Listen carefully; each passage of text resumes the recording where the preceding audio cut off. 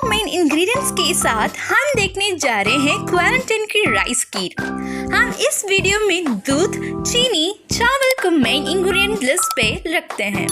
नहीं तो आप चावल की जगह वीट, टपियोका मोची, सेनवी का इस्तेमाल कर सकते हैं। चलिए रेसिपी चेकआउट करते हैं।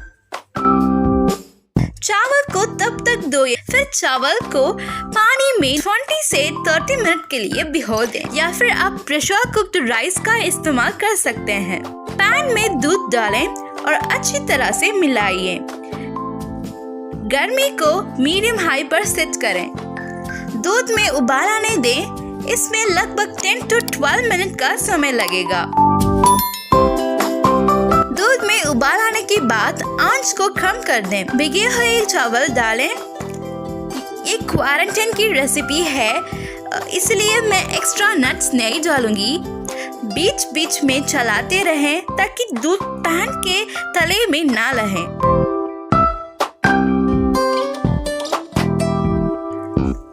अब इसमें पाउडर चीनी और इलायची भी डाल दीजिए। अगर आपके पास इलायची पाउडर नहीं है तो इलायची की फाले को चीनी के साथ पीस लीजिए। खीर को धीमी आंच पर 25 मिनट तक पकाने दें। हर 2 मिनट या तो हिलाओ। 25 मिनट के बाद दूध काफी कम हो जाएगी और खीर गाढ़ी दिखने लगेगी और चावल पूरी तरह से पक जाएंगे।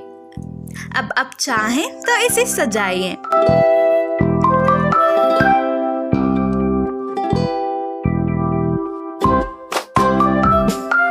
Until the next time, stay tuned with us, enjoy with us, style with us.